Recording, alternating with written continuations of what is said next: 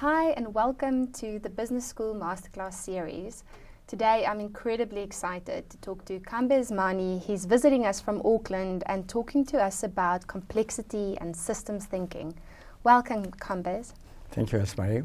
Please introduce yourself and give us a little bit of background. Well, where do I start? Originally I studied engineering in the US and then became interested in more management and the social side, social sciences. So I moved into business school, and most of my teaching has been in business school. And at some point during a sabbatical at MIT, I became interested in systems thinking. In fact, that was the year that the seminal book for Peter Senge, the fifth discipline, was released. And when I read just a couple of chapters of that, I said, this is what I want to do. And since I've been doing that, and I introduced that to many MBA programs, and that has become sort of a passion of mine to introduce it to the managers, decision makers, policy makers, because I find the relevance, and I try to make it accessible to this population. And you do a lot of consulting. We're going to talk about some of these examples of real life work that you've done and examples in there. But why system thinking? Why complexity? And how is it different from kind of the traditional way of going about management problems? All right, that's a good question. Okay, let's begin with maybe 300 years ago, if you like.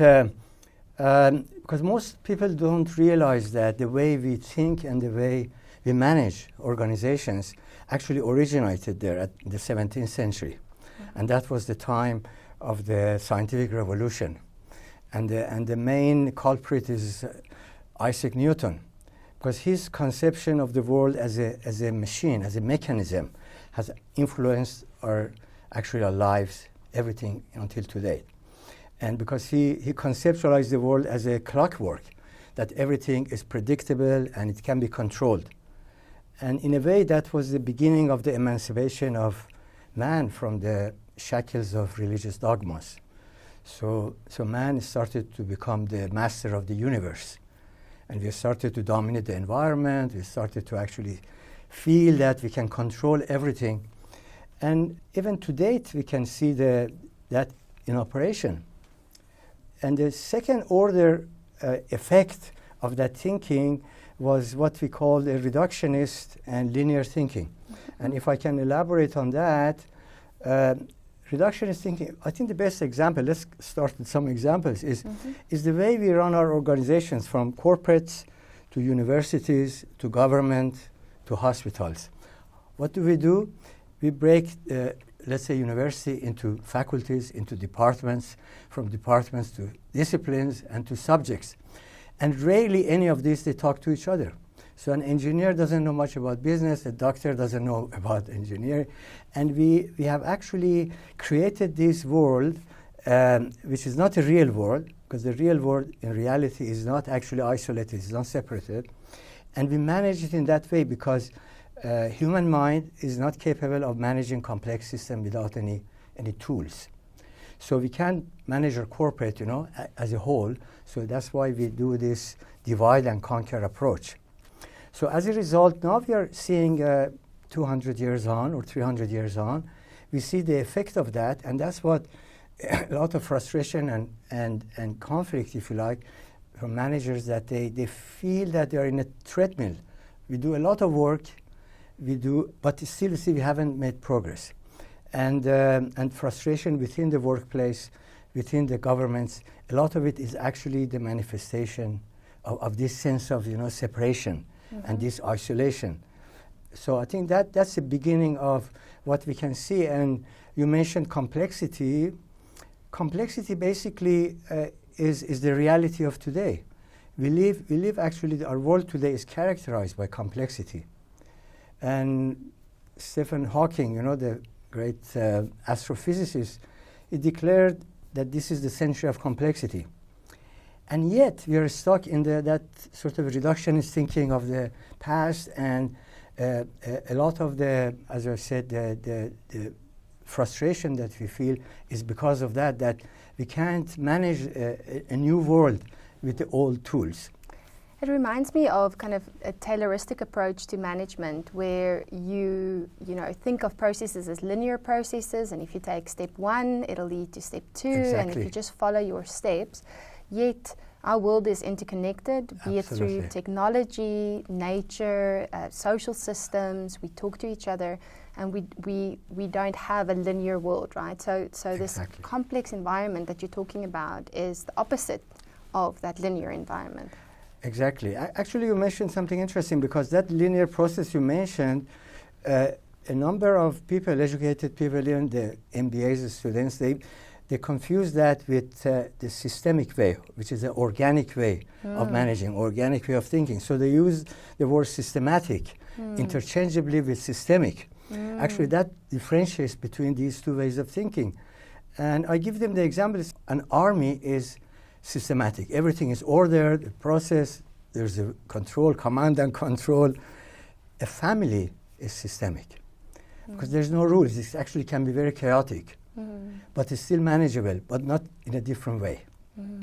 I talk about this as well in digital transformation, where we often want to take a step-by-step approach to solving problems, and we think, if we follow potentially this management framework or this change management process, if we just follow each and every step, everything falls into place. Everything falls into place, and there are no unintended consequences. Yet we know that in a complex world, that's not the case. So in complexity, there are unintended consequences, second-order consequences.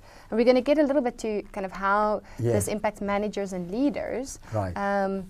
But maybe if you can give another example of potentially us as managers and leaders in the organization approaching problems in a linear way instead of... Okay, that's interesting. Let me go back to the complexity, because complexity is a function of interconnectedness and interdependence. That's key word. I mean, you aspect of anything about the world, from the world of finance to trade to migration to the government, everything is connected. You rarely find anything isolated. It's like the neurons in a human brain, A strong and a healthy brain is one that has the most connection in the neurons. And yet we forget this message, in our day-to-day, linkages and these divisions that happens in our world today. So you can only manage a complex system by realizing the interconnectedness. You cannot actually lead a complex system. We often give the example of, let's say, from the nature. Good examples of complexity are the ant colonies or the flock of birds, There is no boss, or leader in those systems, yet it functions beautifully and harmoniously. We also see in social lives, things such as the internet. Who manages the internet? Who manages the stock market, or traffic? Traffic, I mean, these are complex, we call complex adaptive systems, because they're self-managing.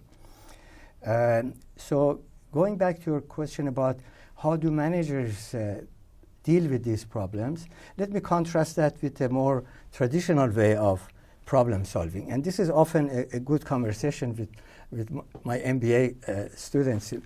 A lot of students in managers and leaders are actually consumed with the notion of problem solving. And they think that the world is just a place to solve problems or full of problems. The problem with that is that most of the time, what they conceive as problem is a symptom of the problem. Because we can't see the full system, we actually think about the symptoms of the problem and the other aspect of that is that we haven't trained our managers or given them tools to deal with complexity. Because like anything, if you can't see the distance, you create a telescope to actually bring it closer to real view. But when it comes to complexity, we haven't, when I say we, I mean our institutions, our universities. We don't train any managers, any graduates to understand complexity, because we are organized based on disciplines, and disciplines are sort of a small fragments of reality. We haven't trained them to do that.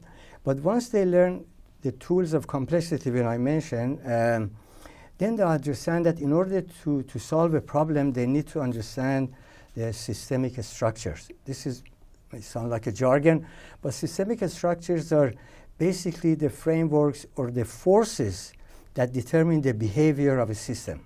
I'll give you a simple example. For example, at the airport, you arrive, you're welcomed by big signs, you know. If you have an apple in your bag, you're charged, $400. That changes the behavior, right? Because if you know that, you're not going to carry an apple next time. Or the traffic light. These are examples of systemic behavior. Anything that affects and influences behavior, we call it a systemic structure. Because a lot of behavior is actually affected by it, which we don't acknowledge. For example, the appointment term of a CEO in the office. It makes a difference if you're appointing someone for 3 years or for 10 years. You can imagine the behavior changes. Or a government, or a minister, If we are having here a government for 3 years, imagine that if their term was 10 years, 15 years, that would have changed the way they make decisions about the future of New Zealand. Yep. I mean, I see very exceptions. Apple is one of the few companies in the world that I don't think has any term for the CEO. Mr. Cook has been there, for at least 10 years. And they can make real strategic decisions. They are not influenced by the stock market price, so to speak. Yeah. So in order to understand the behavior, which is very important because the whole concept of the policy is to change behavior or manage behavior of people. That's why we have traffic light, that's why we have fines, that's why we have tax. So in order to do that, we need to understand the systemic behavior, systemic structure, which are the forces that actually influence behavior. And these are some of the examples. So in system thinking, the language is one of the tools that unravels these structures that we have and gives the decision maker a way or some leverage points to actually decide where we should intervene in the system. So we stay away from problem solving or solution. Solution actually seems to be a quick fix these days. Something you do and then you move on. But actually, invariably, it comes back and haunts you again. Yeah. Well, I mean, you've now mentioned systems thinking. That's one of the tools that leaders can use to deal with complex systems, right? Can you tell us a little bit more about systems thinking? Well, system thinking is not a new topic, It's actually, you can trace it to many of the old traditions, and even in scriptures, basically is a way of looking at the world in a holistic way, as a connected way. Actually, you can find it in indigenous cultures. In Maori, I think Maori, I've lived in many indigenous cultures around the world, and Maori think about the world as one whole. That's why they have such a difficulty with the Western thinking of separation of things, everything as a bucket. This is a family, this is job, this is my finances, this is my loan. They don't see the world like this. They don't find this sense of separation in the natural world. So system thinking is a language to bring this sense of cohesion back to reality. So this is in terms of the conceptual, but in terms of the practical way, system thinking provides you tools, from simple tools, to mapping tools, to sophisticated computer modeling and simulation tools that they use in big projects like the Underground in London, So it's used in many different scales. But the way we teach system thinking to managers is that allow them a way or teach them a language to map a system. And the difference between this and a conventional problem solving is that you don't do it on your own. When you solve a problem, you can sit in your office and think about this or say, this is what you're going to do. I found a solution, and you go and tell your staff. But system thinking requires the perspective of everyone, because when you think about the system, is more than one actor. It's more than one agent, and you need the participation of all of them. You need their perspective, even if they don't agree, even if it's adversarial. And we have seen this in a number of natural examples we did, the projects we did for in New Zealand for, let's say, river management, or farm management, you have more than one actor. You have the EV, you have the government, you have the city council, you have the scientists, you have the farmers. How do you make decisions, with all these people involved? So in that, it only happens when everyone has a shared vision, understanding of the system. Because if you don't do that, then everyone has his own view. Somebody said the problem is that it will stop my earning. A tourist operator would say, if you do this to the river, then it stops my. So everyone will see it from their own point of view. Yeah. And the farmer would say that, no, this is going to limit my sort of agriculture. And the EV would say that this is not, this is too sacred for us, you can't touch it. So all of these perspectives are valid. But how do you actually harmonize this is for them to have a shared understanding of the bigger picture. Actually, bigger picture, understanding and seeing big picture is very powerful. Because I've seen it in all my work over 30 years that once even people who are in adversarial position, they don't see each other eye to eye. Once they begin together, create this, map the big picture, that's how we understand the big picture, and see their role in that, all of a sudden all the discussions disappears. People see it as a whole, and then they agree on the next point. Yeah. To find, we call it a leverage to intervene and change the system, not the symptom. Symptom is about problem solving. Yeah. Changing the system is about system thinking. So this might be without being too political, because at the moment there's a bunch of protests going on around the fast tracking of the large infrastructure project, etc. Yes. And that broadly speaks about less engagement with stakeholders, right? Yes. So isn't the alternate view to that if you engage and you map all these stakeholders, doesn't it just slow down management? Well, I think sometimes you need to slow down, because otherwise if you don't slow down, we go back and do it again and again, revisit that. Actually, in the long term, it takes more time, more effort, more energy, and more disappointment. I think it's better to slow down first and look at everyone, perspectives, and that's the only way. Actually, there's an alternative to that. If you want to long-term solutions to complex problems, you have to have stakeholders engaged and hear them in a genuine way, not sort of in a sort of a show way. You have to be actually genuine and authentic about that. Hear them, respect them, and then work together on this language. I think that's not enough, because you need a tool to actually unravel the system, and that tool is what we teach in the course, Yeah. And that way. But again, that's what I've seen. As I say it with a lot of confidence, that once stakeholders see the big picture and map it together, it's not something that a consultant comes and do it for them. They do it themselves, and then they own it. Once they own it, then I think all the arguments and divisions will actually disappear naturally. It's a very organic process. Talking about consultants and problem solving. So let's go back to that a little bit, because I totally see, and we even teach in that way as well. Here's a business problem, this is the solution, this is the potential framework that you can use to solve this problem. So tell me a little bit, and you have an interesting quote. You said, today's problems are yesterday's solutions. Right. Talk a little bit about kind of conventional problem solving then, and then versus this, you've just referred to this kind of missing element of systemic understanding of the problem and the structures.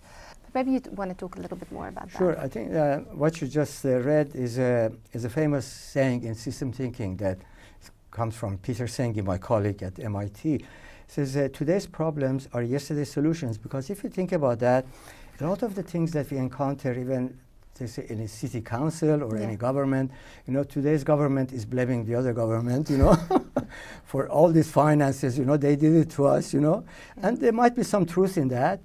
But a lot of times, we solve a problem, and the manifestation of that, or the unintended consequence, happens in a different place at a different time for some other parties. There are many examples of unintended consequence. I think New Zealanders know that we imported possums from Australia. Why? Because it was a good source of trade, possum. But we didn't realize or didn't dawn that actually we don't have any natural predators for possums. In Australia they have kangaroos, they have lots of predators. In New Zealand we don't have that. So as a result, it has become a pest here, so we have to actually pay people, to shoot them or to poison them. So their history is fraught with examples like this. I mean, in 2008 we experienced global financial crisis. So we can't say what happened, you can blame anyone, the bankers or someone they did that, or pick up a sort of a villain who did that and media focus on that. But actually if you trace that, you have to go back 30 years before, at the time of Reagan, President Reagan, who said that was his main goal, was to deregulate the financial markets, deregulate the country. So we need a very small government, we deregulate that. As a result, the bank had a free hand in whatever they wanted to do. And the result of that was actually became financial crisis, because the lending became easy and it was very profitable, and banks said, okay, the more borrowers we have, the better, and they allowed people who were not qualified to borrow, and then the whole thing collapsed. Again, life and history and politics is full of these examples. Yeah. So I think if we try to solve a problem in a sustainable way, in a systemic way, as I said again, we need to understand what causes that, the system, we understand the whole system. And that's the only way we can actually avoid these unintended consequences. And as you were talking about the solutions, you made me think about a conversation that we'd had earlier around, success, and this understanding of that even successes within systems is also not, you can't always permanent. have success. Yes, success can't be permanent. Yes, in a system we have a number of patterns that reveal a number of realities in life. The technical language for these archetypes, call them. One of these archetypes, a very famous one, is called the limit to growth. It originally originated in the 70s, actually, this term, limit to growth, from a research done at MIT by a number of system scientists that studied the role of the effect of the industrialization on the environment. This is one of the original studies in the world, which was commissioned by the Club of Rome. And the findings were actually published in a book called The Limit to Growth, with same name. And nobody pays attention to that. 1970s, who cared about the environment? Who cared about energy? Everything was free. Everything was, America was at its peak of economic, growth. Politicians ignored that. Now, fast forward to 50 years now, everyone talks about the environment, climate change. It was predicted scientifically at that time that whatever we do, the growth in the industry, the growth in industrialization, ultimately is going to actually haunt us, is going to catch us. And then we are seeing the result of that now. But this archetype, basically in a generic way, says that whatever we do in life, whether as a personal thing, we can have a lot of success, but there is a limit to success. Nothing can goes up, there is an expression, nothing can goes up forever, or everything that goes up will come down. Economists have a term for that. It's a diminishing return. This is exactly that. Or in marketing, we use the term saturation, market saturation, because you can sell, and then the market sometimes, okay, I had enough. And so we can see this limit to growth is that, let's take an example. You're a manager, you're a person very driven, and you want to get to places, you want to become the CEO, you work very hard, you spend a lot of time, after hours, you take work home. That's great. You see success, you see the result of that, and you get promoted. But if you take it too much, then something else kicks in. Okay, you may get burnout, you may get sick, you may actually resort to drinking or drugs, and that becomes what we call a balancing loop or counteracting loop that actually diminishes the effect of that and ultimately brings it down. So the whole system collapses. And we have seen many examples where you see it at different levels. You can see it at the level of history and society. You can use the same example for the sort of a fall of the Roman Empire, For 500 years, Roman Empire has no competition, it's going up. But you can ask yourself, what caused the Roman Empire to fall? The simple answer is, in systems language, is a counteracting loop, which was like sort of too much attention to, they call it, to sport and to trivia and to entertainment. Sounds like today, doesn't it? And so this is Edward Gibbon, the historian, analyzed that, the causes of the Roman, and this is 3 of the reasons that is attributed to the fall of the Roman Empire. So I think we can see this construct that can affect anything and everyone, anything and everything and everyone at any stage, and it's called limit to growth. That we should recognize that everything has a limit, and you can push everything to the end, without having this feedback loop kick in. Well, what does that mean for us as managers and leaders in organizations that are often expected to, I suppose, constantly go at a certain pace or at least grow? What are some key learnings that, from this systems thinking mindset that leaders can take forward, key learnings that they could potentially help to manage themselves and their teams? Yes. Right. I think that's an interesting question. It's very practical. I think when you think about an organization and role as a manager, you can think about, if you just think about your job, your own success, that's sort of an individual thinking. But if you think about, let's say, the people you work with, the people are in your sort of that you're responsible for, your staff, your colleagues, then it becomes more systemic. If you think about their families, their children, their lifestyles, are you pushing them? Are they working a balanced life? Are they having a balanced life? Or we are just expecting them to just behave like robots, All we need is their sort of annual performance review. And in that, we all think about tick. But I think a holistic view of work is that when we think about actually everything, we have become more aware and conscious about our environment. Environment includes the people we work with. And it's not just a natural environment. It's very important. That's because they're in our immediate responsibility is those people. It's not just me that I'm responsible for my own success. My own success depends on other people's success. So I think this view, and there are many managers who are like that, who behave like that, are aware of that, which is a role model, an example of this awareness of the bigger sort of a construct that we are responsible for. And as you're talking, I'm just thinking about, we're quite a close team at the university, but it is because we spend a lot of time together.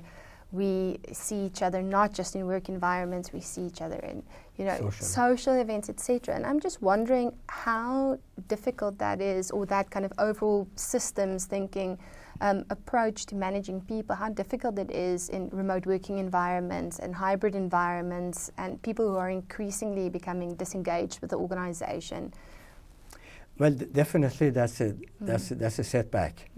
Because it encourages isolation. Yeah. And that's what we see in social media, that people actually become more friends with their sort of a device than with real people.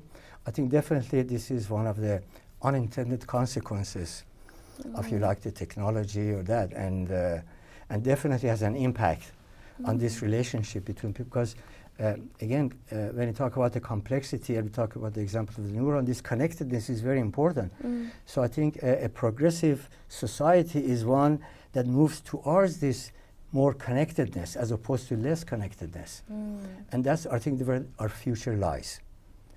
And but if there are forces like the technology or COVID that has created that, I think we have to actually be aware and actually fight against that trend.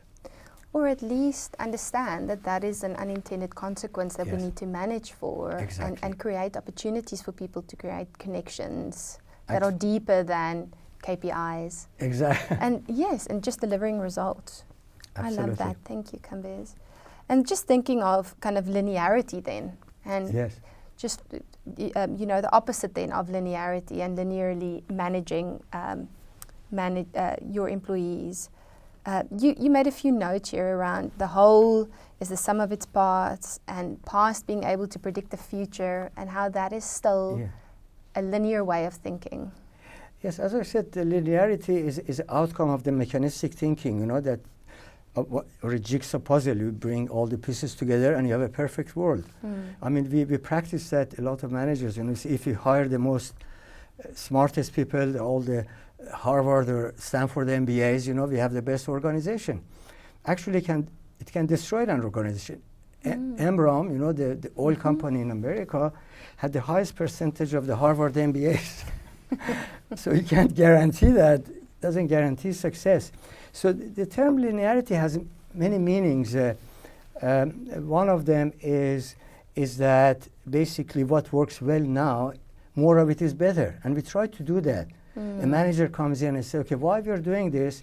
Oh, we have been doing this for years, So we just keep doing this, and with the hope that this will be our ticket to success.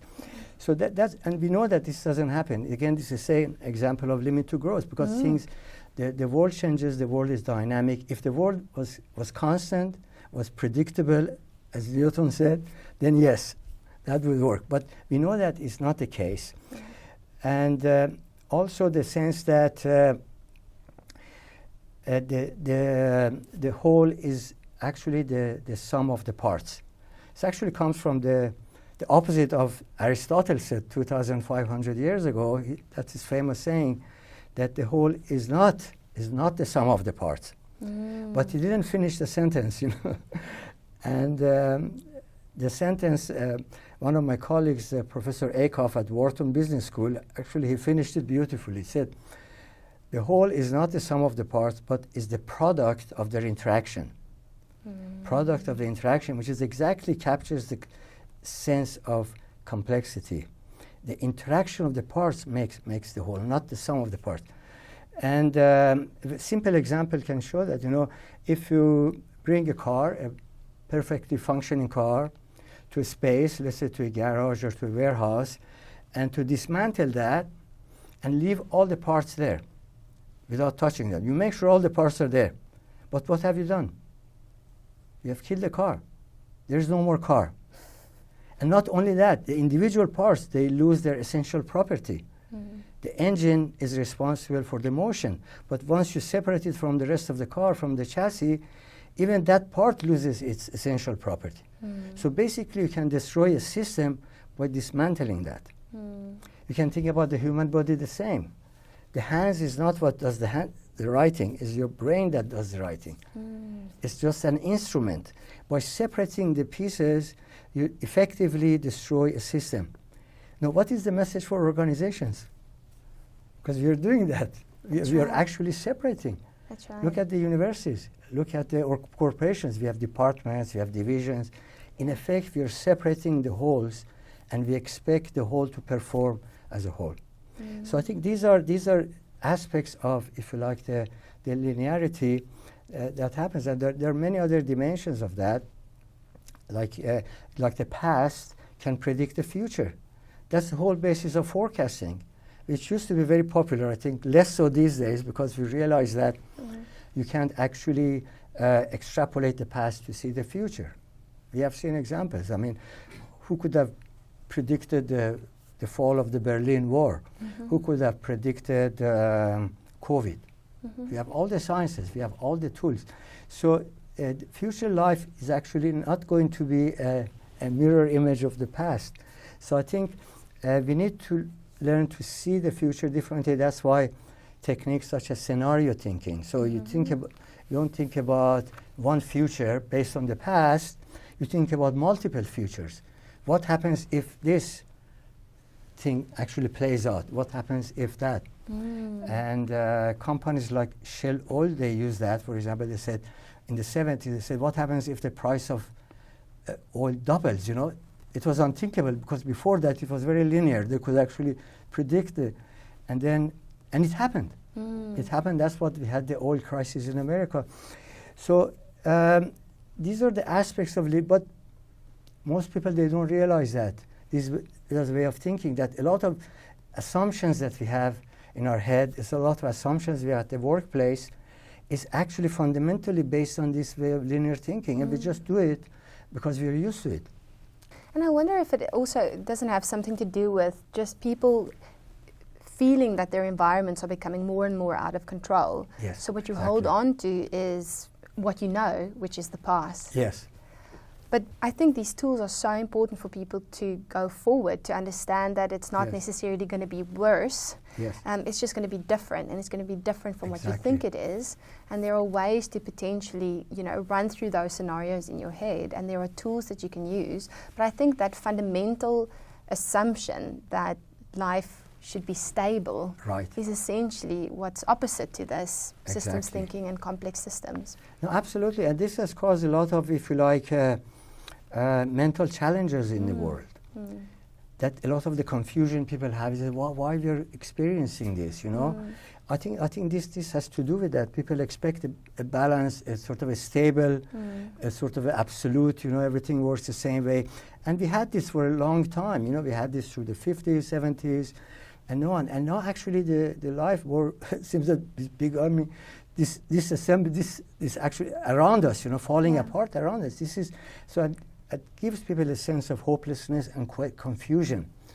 But if we put that lens of complexity, that the world is not meant to be like that, actually, we have to be prepared for change and be equipped to deal with it. And that's why he says, that's what I've devoted 30 years of my career to this, actually, for this message. For me, it's not just a university course. Yeah. It's a message. It's sort of a passion to actually convey this to as many people. And it's not just students or business students, especially because a lot of my work happens with government. And they do appreciate that because they understand this sense of change and sense of dynamism. Yeah. And in America, the founders of system dynamics from MIT, Professor Forrester, he actually, towards the end of his life, he started these programs in high schools in America. So a lot of about more than 500 high schools in America, they teach the material at that level to high school students. And that's the age this should start. Because from that age, you can tell them, watch guys, what Newton said was very useful. It helps us to get to the moon. But not everything he said is true today. So I think even the science has changed, the way they teach physics. They don't teach Newtonian, mechanics, They teach quantum physics, which is very different from what Newton taught. So I think these things, the education of this should be actually parallel to literacy, I think. And this is that important. Well, I think it would make us all more resilient, wouldn't it? Absolutely. Yeah. Because this prepares us for that ultimate challenges, So what makes you actually lose resilient is because you don't know what's going to happen or assume that world is linear and constant. And the second one, you don't have the means to deal with that. You don't have the preparedness, mental preparedness. It shocks you, Why is this happening to us? Yeah. Why is this organization? Why we lose organizations, Why organizations die prematurely. And it happens all the time. So I think that this way of thinking, this preparedness, gives you that sense of sort of resilience that you were talking about. Thank you, Kambiz. Honestly, I think this provides such a good foundation, and I'm sure everybody listening today will just want to know and do more in this space and go and understand more. And thank you for your introduction of this today. And, my pleasure. Hopefully it'll make our leaders more resilient as well as our organizations. Thank you, Elizabeth. Thank I you. enjoyed that.